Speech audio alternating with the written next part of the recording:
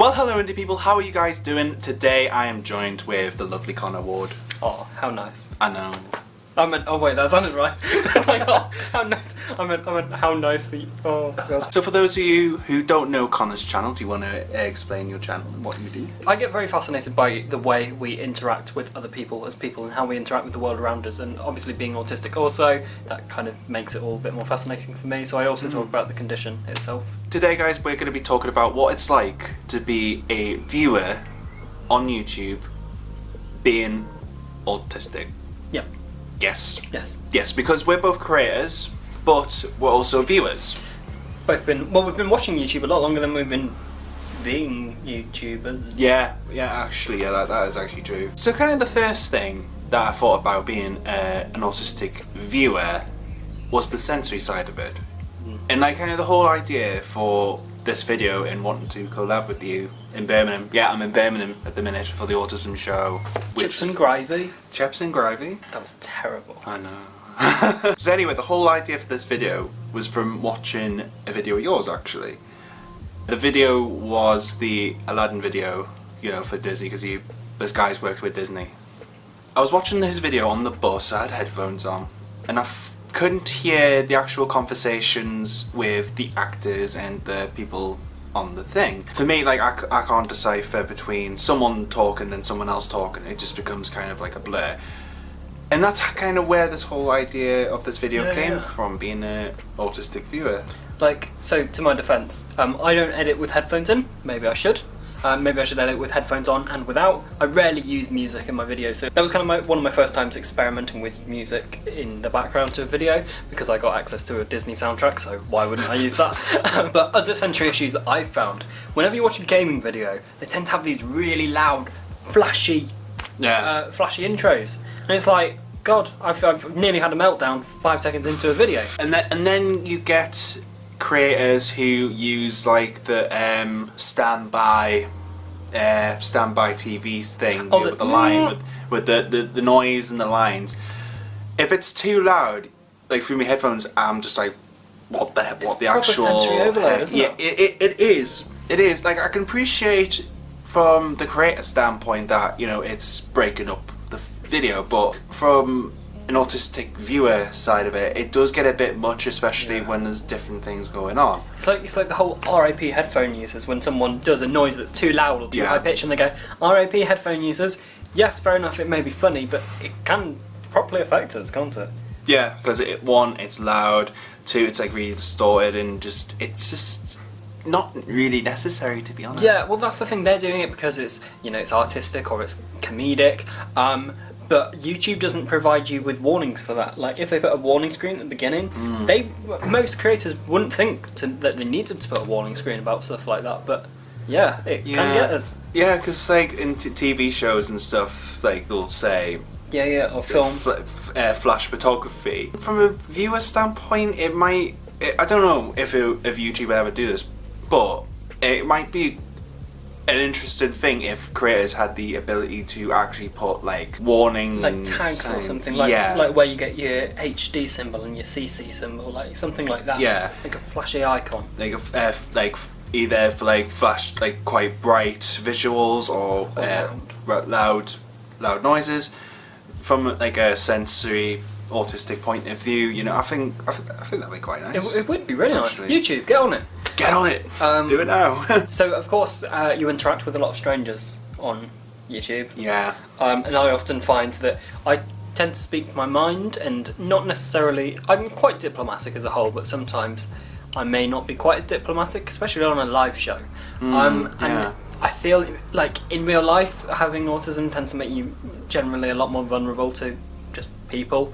So it's just a bit intensified online because people have less tolerance. Yeah, definitely. Like, you'll put your view across. Even if it's a good point, you still have Joe Blogs saying, "Oh, I don't like this opinion." From the viewer standpoint, it makes you feel a certain way. It kind of makes you not want to do it, doesn't it? But you want to do it. But yeah, like you want to be involved with like ex-YouTubers' community, but you feel so upset and so kind of vulnerable that you're opinions being questioned. Exactly, like that's the thing. I'm all for like using YouTube to help improve your social confidence, but if you have little things like that happen, it can really knock you down. And actually talking about autistics being vulnerable, especially in this day and age, I feel like YouTubers in particular push themselves forward with, you know, their branding. Buy my merch! Buy my merch! I feel like some YouTubers do it in a certain way that you feel guilty if you don't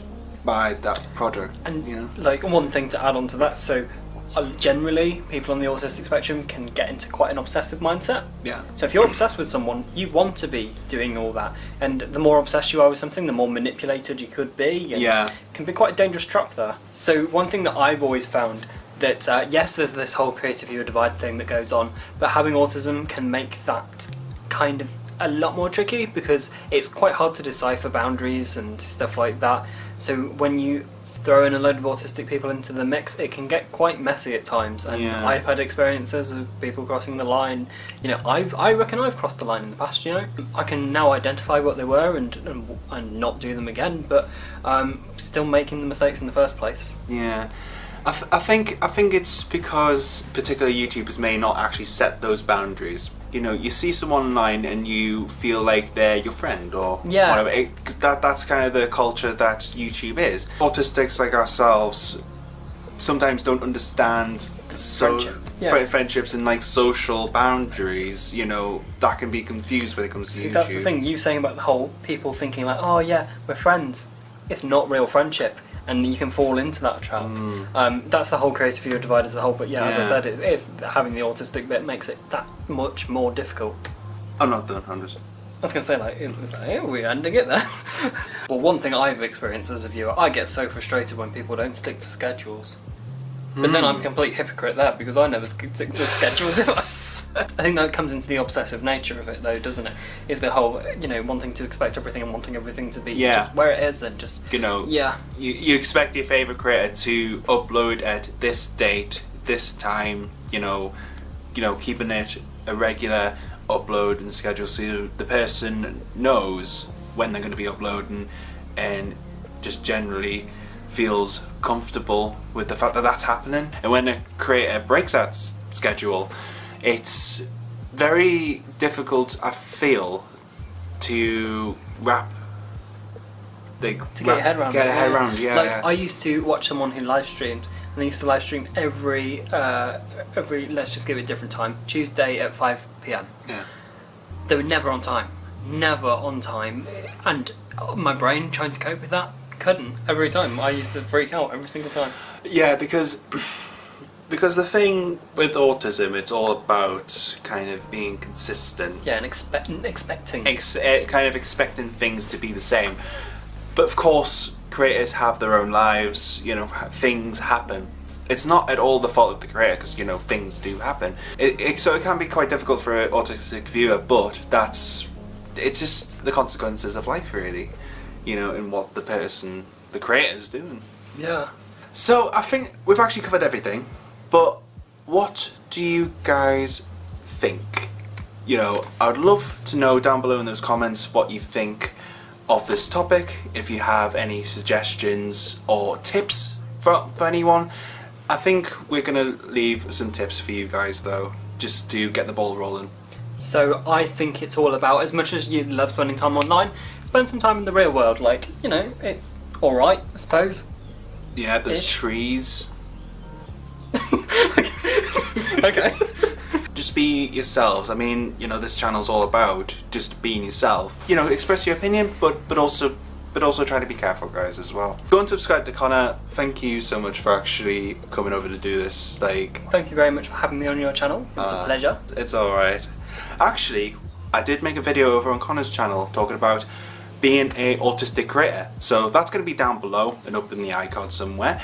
But for now, guys, if you enjoyed this video, then please give it a thumbs up, subscribe down below, and hit the notification bell. Stay you, stay indie. We hope you have a great day. Yes, we do. And we'll see you all very soon. Bye. Bye, guys. See ya.